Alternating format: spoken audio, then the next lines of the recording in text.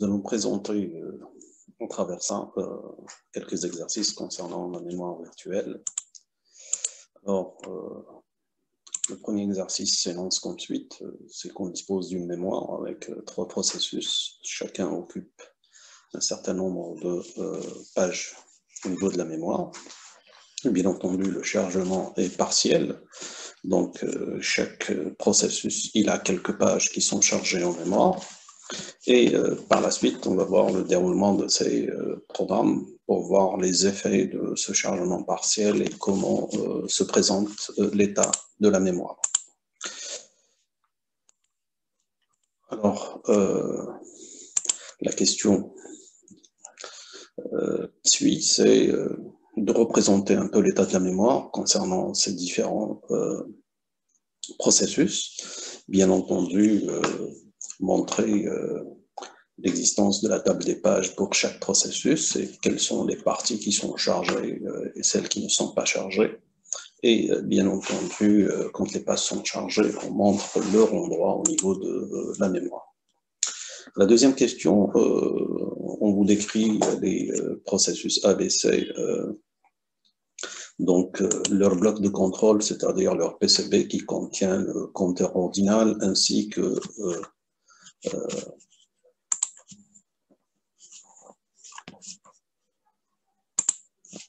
donc, on a le compteur ordinal ainsi que le pointeur qui pointe sur l'adresse de base de la table des pages associée pour chaque processus A, B et C. Alors,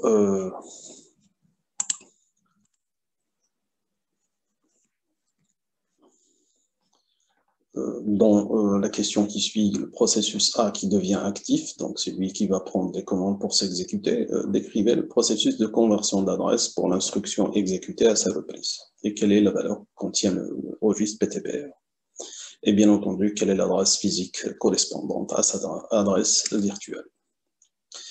Ensuite, le processus A est préempté, c'est-à-dire arrêté, et le processus B, c'est lui qui est élu donc, pour pouvoir commencer son exécution, donc décrire cette opération de commutation de contexte, en précisant bien entendu les valeurs de CO et le registre de base de la table des pages. Alors, la question qui suit, c'est que se passe-t-il lorsque le processus B reprend effectivement son exécution? Et enfin, chaque entrée de la table des pages contient des champs, parce que la table des pages, effectivement, elle contient le bit de validité, elle contient l'adresse du bloc physique, et elle peut contenir aussi d'autres propriétés telles que les droits d'accès. Donc ici, on a les trois droits d'accès qui sont X, R et W. Donc avec la simplification suivante pour dire que s'il a le droit en exécution, c'est 1, sinon c'est 0, et de la même manière pour la lecture et l'écriture sur la page. Alors, ce champ, il va avoir la valeur 0, 1, 0 pour la page 1 du processus A. Alors, le processus A qui va exécuter une instruction store R1, ça veut dire store R1, page 1, déplacement 128. Ça veut dire quoi? Ça veut dire qu'il va prendre le contenu du registre R1, il va le mettre dans la page 1 au déplacement 128.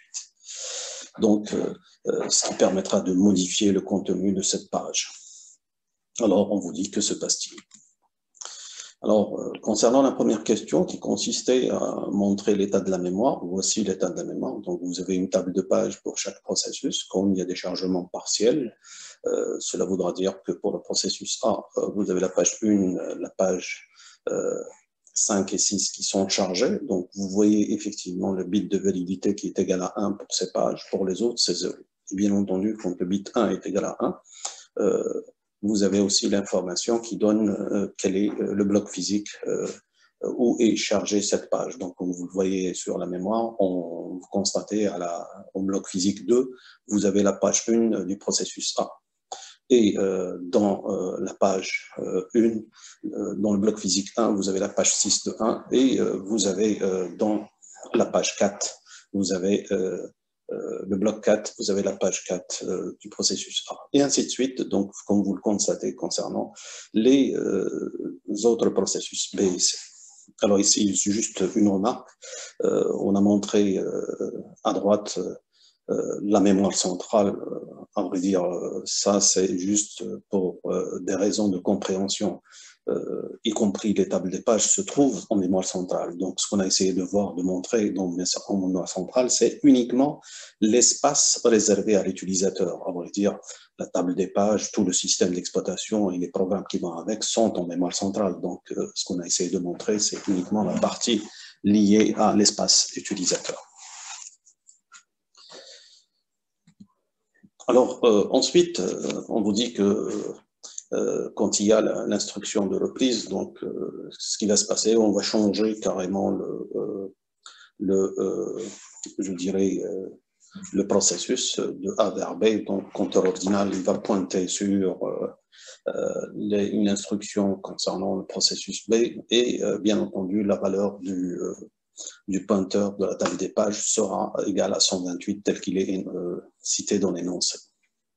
Alors, comment convertir l'adresse logique en adresse physique? C'est tout simplement, vous prenez l'adresse logique paginée. Donc, si vous avez une page P, ça veut dire que vous devez utiliser P comme un index au niveau de la table des pages. Ensuite, vous prenez la valeur qui est contenue dans la table des pages. Et comme les pages sont toutes équivalentes, donc automatiquement, vous allez faire cette conversion, c'est-à-dire que l'index qui est pris à l'intérieur de la table des pages vous indique dans quel bloc physique se trouve la page logique.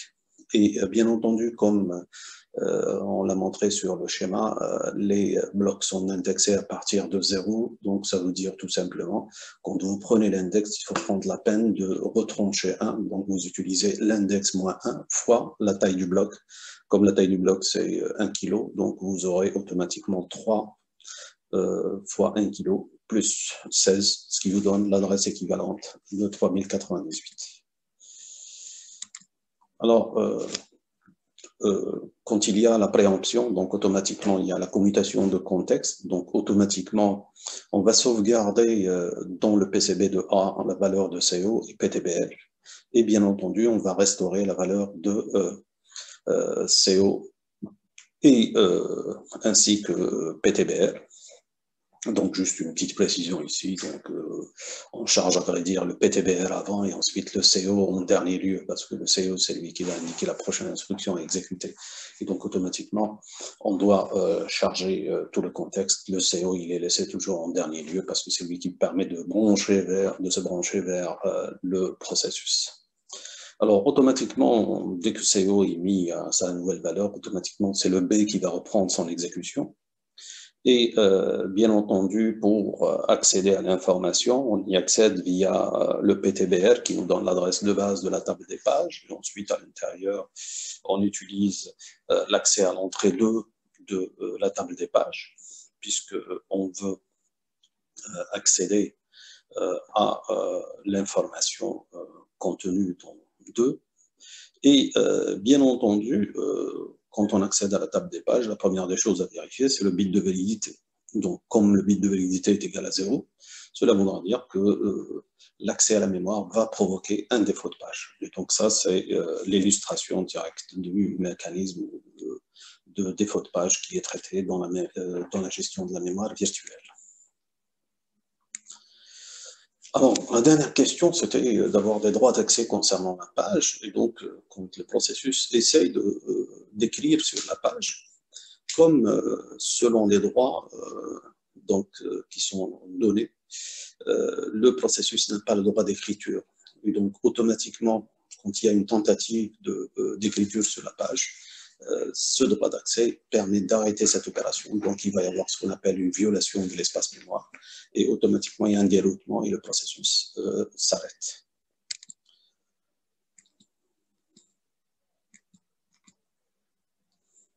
Alors, concernant l'exercice 2, donc, c'est l'illustration un peu des algorithmes de remplacement de pages qui sont utilisés. Alors, particulièrement, c'est FIFO et LRU dans ce cas. Ensuite, on vous donne une chaîne de référence et il s'agit d'appliquer les algorithmes sur cette chaîne de référence. Alors, bien entendu, il faut rappeler que le nombre de défauts de page qui est induit par un algorithme de remplacement n'est pas un nombre fixe. Ce nombre, il est variable en fonction du nombre de blocs qui sont alloués au processus. Et donc, ici, on va considérer 3 pages au niveau de l'espace, et donc on va appliquer l'algorithme en tenant compte de l'espace mémoire alloué qui est de 3 pages. Ensuite, ce qu'on va essayer de faire, c'est on va essayer, pour montrer effectivement cette propriété que le nombre de pages n'est pas fixe, c'est-à-dire vous gardez la même chaîne de référence, et vous changez le nombre de blocs, vous allez voir que le nombre de défauts de pages va être modifié. Et par la suite, on a on va reprendre avec les deux et il s'agit de tirer une conclusion de cette modification. Alors, le principe de la pagination à la demande, c'est l'objet du cours de la mémoire virtuelle, donc il faut se référer au cours de la mémoire virtuelle. Bien entendu, les algorithmes FIFO, LRU, brièvement, FIFO, c'est premier arrivé, premier servi, premier entrée, premier sortie. Donc, automatiquement, c'est en fonction de l'historique. La première page qui a été chargée, elle va être la victime. Tandis que LRU, en général, c'est la page la moins récemment utilisée, c'est-à-dire qu'en général, on jette un regard dans le passé, et la page qui est la plus loin utilisée dans le passé, c'est elle qui va être la victime. Alors, concernant la chaîne de référence avec l'algorithme FIFO, vous allez obtenir cette séquence. Donc, à chaque fois, vous chargez une page. Ensuite, quand il y a saturation, il va y avoir une page victime. La page victime serait tout simplement la première page qui a été chargée. Et donc, ça, au fur et à mesure, vous allez trouver ce diagramme qui vous permet de donner le nombre de défauts de page induits par FIFO en tenant compte de l'espace mémoire qui est composé de 3 blocs. Alors, d'une manière similaire, on peut utiliser l'algorithme LRU. Et donc, LRU, c'est le fonctionnement, c'est vous allez charger des pages à chaque fois qu'il y a de l'espace. S'il n'y a pas d'espace, automatiquement, vous devez choisir la victime. La victime, comment la choisir? Par exemple, ici, quand on arrive à 2, pour choisir la victime, il faut jeter un regard à partir de 2 vers le passé. Donc, quelle est la page qui est la plus loin dans le passé? C'est 0. Et donc, automatiquement, 2 va prendre la place de 0. D'une manière similaire ici, vous arrivez à 0, le 2 qui va rester, le 4 qui va rester, c'est le 1 qui va disparaître, et donc 0 prend la place de 1, et ainsi de suite. Donc, vous arrivez à appliquer l'algorithme. Maintenant, si on change l'état de la mémoire pour dire on va allouer 4 blocs, voici l'algorithme FIFO, comment il est appliqué. Donc, automatiquement, c'est la même chose, vous chargez au fur et à mesure, et ensuite, à un moment donné, quand il y a un défaut de page, vous allez voir quelle est la première page qui a été chargée. La première page qui a été chargée, c'est 0, donc 3 va prendre la place de 0. Et ainsi de suite, donc vous appliquez l'algorithme jusqu'à la fin. Pour LRU, voici l'état d'application de LRU avec 4 blocs. Et donc, ça vous permettra de générer un certain nombre de défauts de page. Ce que vous allez remarquer effectivement ici, par rapport à LRU, le nombre de défauts de page a diminué. Par contre, pour FIFO, le nombre de défauts de page a augmenté. Alors, la conclusion qu'on doit tirer justement de ça, c'est qu'il y a 2 propriétés fondamentales. La première, c'est que si vous observez un peu le déroulement des algorithmes, vous allez voir que tous les algorithmes ont le même comportement tant qu'il y a de l'espace libre, c'est-à-dire tant qu'il y a des blocs libres, ils vont avoir le même comportement. Et ça, vous pouvez le vérifier à travers l'application qu'on a déjà faite, c'est à vrai dire l'algorithme lui-même de gestion de mémoire virtuelle fonctionne de la sorte, c'est qu'à chaque fois qu'il y a un bloc libre, il va l'utiliser. Le problème, il se pose quand il y a saturation de la mémoire, c'est là qu'on doit choisir la victime et c'est là où les algorithmes vont changer. Donc ça, c'est la première propriété. La deuxième propriété, c'est que en général, quand vous augmentez le nombre de blocs, le nombre de défauts de page va diminuer. Sauf, donc, comme on dit en général, chaque règle a des exceptions. Eh bien, cette règle, son exception, c'est quoi? C'est FIFO. FIFO, parfois, vous augmentez le nombre de blocs et paradoxalement, vous avez le nombre de défauts de page qui va augmenter. C'est ce qu'on a vu à travers cette chaîne de référence. Et ça, c'est ce qu'on appelle en littérature l'anomalie de Belady. C'est lui qui a trouvé cette anomalie. Et donc, automatiquement, la règle à retenir, c'est qu'à chaque fois qu'on augmente le nombre de blocs, le nombre de défauts de page diminue, sauf pour FIFO. Parfois, ça donne cette anomalie de Belady.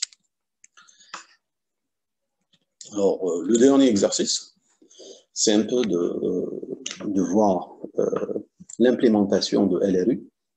Alors, on a vu tout à l'heure à travers l'exercice, on avait dit qu'à un moment donné, si on voulait choisir la page victime, il fallait jeter un regard vers le passé. C'est vrai que sur l'écran ou sur le papier, on peut toujours voir et jeter un regard vers le passé, mais si on veut implémenter l'algorithme, il nous faut des mécanismes qui permettent de refléter cette situation de regard vers le passé.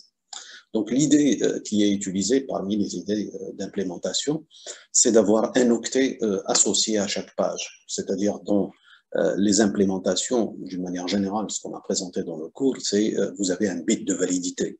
Alors, on ne va pas se contenter de ce bit de validité, on va se contenter beaucoup plus d'un octet qui comporte 8 bits. Et donc, le système, qu'est-ce qu'il va faire à chaque fois qu'une page est référencée? Il va mettre en 1 le bit de poids fort de cet octet qui reflète la référence à cette page. Et par la suite, on utilise avec un mécanisme d'interruption de timer, c'est que comment les bits vont être utilisés. Donc à chaque fois, à chaque accès, on accède au bit le plus fort. Et au bout d'un intervalle qui est fixé par le timer, automatiquement, quand l'interruption se déclenche, qu'est-ce qu'on fait? Ben, tout simplement, on va faire un décalage, un shift. Donc automatiquement, le bit qui était dans le but le plus fort, il va être dans le but juste voisin, à droite. Et au fur et à mesure, le mécanisme fonctionne de la sorte.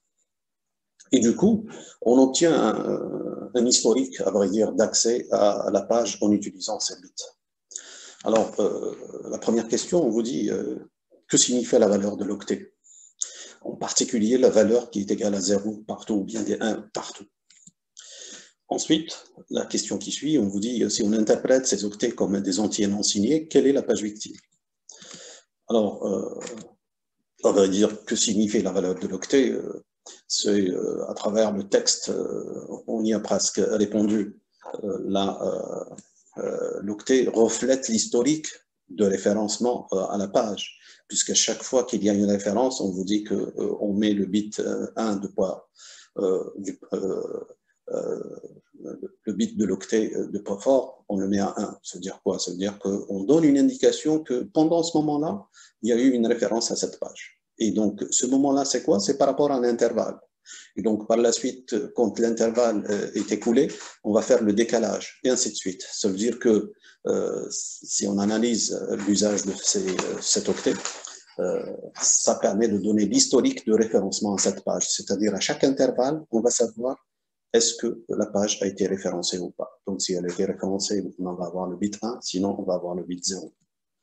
Et donc, particulièrement, si je prends la valeur 0 partout, ça veut dire tout simplement, dans les 8 derniers intervalles, la page n'a pas été référencée. Et 1 partout, ce qui veut dire que la page a été référencée pendant les 8 derniers intervalles. Maintenant, si on interprète cet octet comme étant un entier non signé, quelle est la page victime? Ben, tout simplement, la page victime, ça va être la page qui va posséder la valeur la plus petite. C'est-à-dire, par rapport à toutes ces valeurs, on va voir la valeur qui est minimale, c'est elle qui va être considérée comme étant la page victime.